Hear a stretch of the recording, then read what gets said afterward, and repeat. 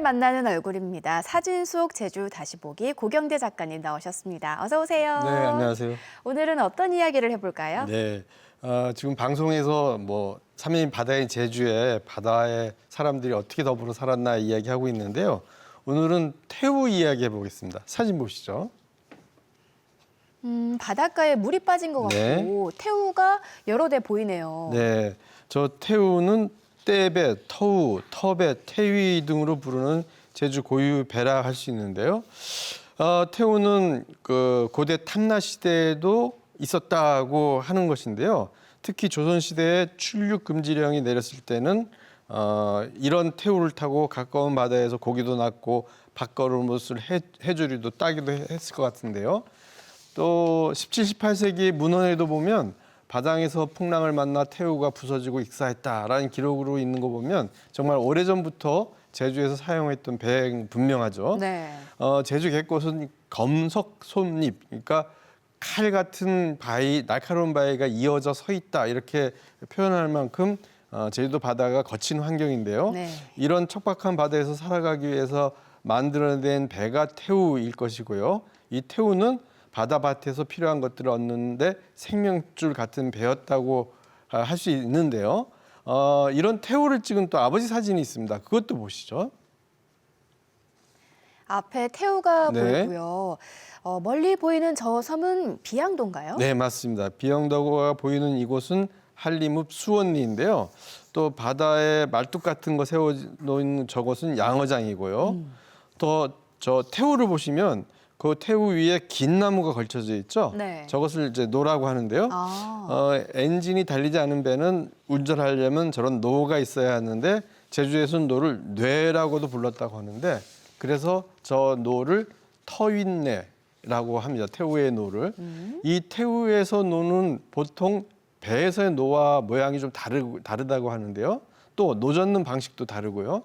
모든 배의 노는 어깨 아래로 잡고 저어간다고 한다면 터윈뇌는 노를 어깨 위에 올려잡고 노를 좌우로 젓는 방식으로 배로 움직였다 이렇게 하는데요. 터윈뇌는 물에 잠기는 부분은 부력이 좋은 가시나무로 만들고 손잡이 부분은 소나무나 삼나무로 만들었다 이렇게 또 얘기하고요. 저 노가 걸쳐져 있는 평상같이 보이는 저것을 상자리라고 하는데 저 상자리에 서서 노를 이렇게 저었다고 합니다. 또 상자리는 어로 작업 중 잠깐 쉴 때 또 잔솔질 작업하는 그 공간이기도 했고 겨울철에는 상자리 위에 그 젖은 해조류를 깔아놓고 마른 가지를 태워서 작은 불턱을 만들면 또 해녀 불턱도 되었다고 합니다. 네. 이 이야기는 고강민 선생이 제주 도구라는 책에서 배울 수 있었는데요. 마침 태우를 만드는 과정을 사진으로 기록한 그런 자료가 있더라고요. 그래서 가지고 왔는데요. 그 사진 계속 보시죠. 네. 태우를 만들면서 예. 여러 개의 나무를 연결시키는 그런 과정 같네요. 네, 이 사진은 조천읍 신촌리에서 태우를 조립하는 작업을 찍은 사진 중 일부를 가져왔는데요. 1984년에 태우 조립 작업 기록입니다. 보시면 긴 통나무가 가지런히 놓여 있고 저 통나무 옆구리 구멍으로 가로질러서 기다란 나무를 끼우면서 나무 망치로 치는 동작인데요. 네. 저렇게 해서 태우 통나무를 고정시켰다 하고요. 저렇게 가로질러서 통나무에 끼워 넣는 나무를 장쇠라고 부르는데 장쇠로 쓴 나무는 단단한 가시낭으로 했다고 하고요. 장쇠를 끼워 넣을 때도 쇠망치로 세게 치다가 부러지면 안 되니까 나무 망치로 툭툭 쳐서 집어넣었다고 합니다. 이렇게 장쇠는 저 통나무 위아래 그러니까 이물과 고물의 두 곳에다가 끼워 넣어서 단단하게 고정시키게 되었다고 하는데요. 또 다음 사진도 보실까요? 네. 이 나무를 예. 끼워 넣고 또 중간을 좀 손을 보나 봐요. 네, 장쇠를 끼워 놓고 난 뒤에는 촘촘히 장쇠가 들어갈 수 있도록 정리해줘야 하는데요. 해줘야 하는데 그 작업을 하는 사진입니다. 그런데 태우에 쓰는 저 긴 통나무는 어떤 나무로 만들었을까요? 바로 한라산에 있는 구상나무를 태우를 만들었다고 하는데요. 구상나무가 물에 뜨는 부력이 커서 그렇게 썼다고 합니다. 네. 그렇다면 해안 마을 사람들은 한라산 700, 800고지에 있는 구상랑을 어떻게 바닷가 마을까지 가지고 왔을까요? 그러니까요. 예, 그 이야기도 이제 제주도구라는 책에서 배웠는데 이렇습니다. 어촌 마을 사람 여럿이 한라산에 올라가서 구상랑 배우다가 어깨짐지고 가장 가까운 포구 바닷가까지 갔다고 합니다. 거기서 바닷길로 그 자기 마을 포구까지 구상랑을 운반했다고 하는데요. 아, 조천읍 신촌리에서는 한라산에서 구상랑을 그 닭근의 포구까지 짊어지고 와서 바닷길로 신촌리 포구로 오고 구자읍 행원리에서는 남원 하해 포구에서 바닷길로 월정리까지 행원리까지 왔다고 합니다. 이렇게 가져온 구상랑을 6개월 동안 바닷물에 담궈 놨다가 껍질을 벗겼다고 하는데요. 이렇게 해야 부력도 좋고 낭도 단단하기 때문이었다고 합니다. 네.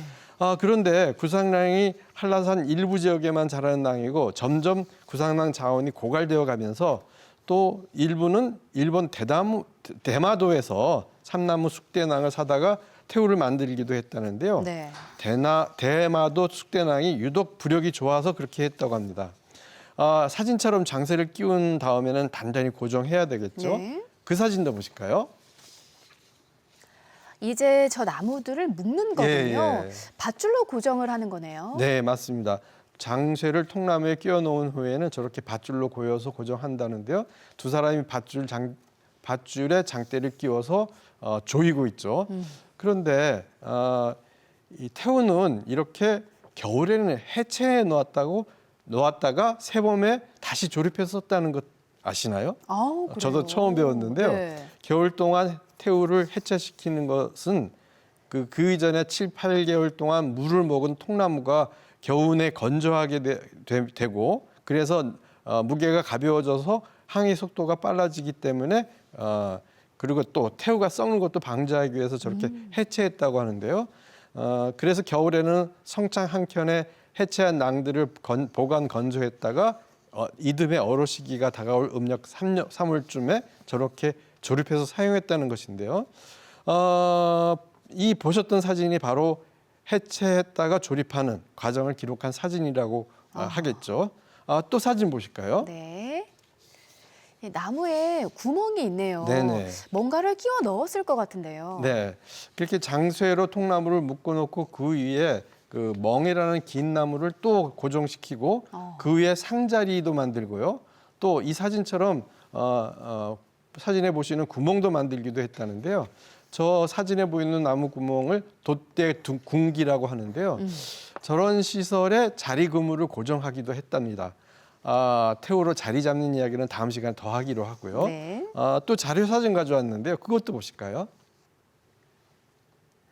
자세히 네. 보니까 아이들 5명 정도가 예. 타고 있네요.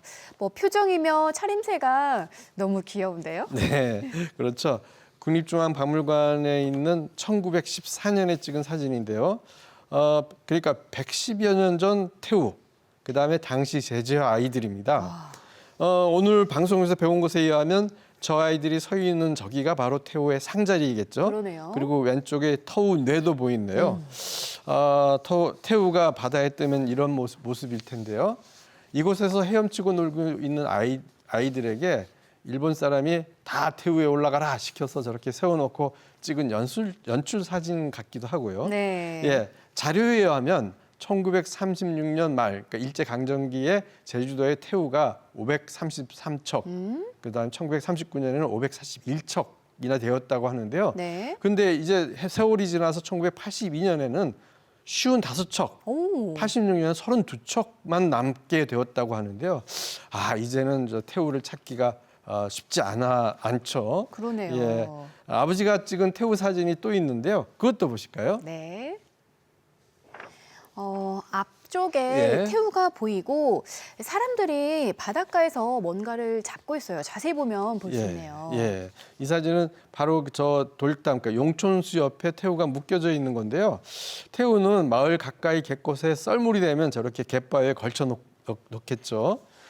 제주도는 조수 간만이 차가 크기 때문에 웬만한 배들은 이렇게 갯가에 정박해 놓기 어려운데 태우는 바닷가의 어느 곳에도 쉽게 둘 수 있어서 제주 바다 환경에는 아주 유용한 배라고 할 수 있는데요. 제주에서는 보통 포구를 무슨 개라고 부르는데 네. 제주 포구가 배개가 있고 터욱개가 있다고 하는데요. 그러니까 배만 될 수 있는 포구를 배개, 태우만 될 수 있는 포구 개를 터욱개라고 한다는 것이죠. 네. 그렇다면 이제 태우 전용 포구가 따로 있었다는 것인데요. 2004년에 나온 고가민 선생의 제주도 포구 연구에 보면 당시 조사한 포구에 총 162개의 포구가 제주도에 있었다. 그 중에 태우를 낼 수 있는 포구가 42개나 되었다고 하는데요. 이런 터욱개들이 지금 그 자리에 그대로 있을까 궁금한데요. 네. 언젠가 또 터욱개 모습을 또 이 방송에서 볼 수 있도록 해야 되겠죠. 네. 알면 알수록 정말 재미있는 제주 태우 이야기였고요. 다음 주에는 이 태우에서 자리돔을 어떻게 잡았을지 이야기도 무척이나 궁금해집니다. 오늘은 여기까지 듣겠습니다. 네. 고맙습니다. 고맙습니다.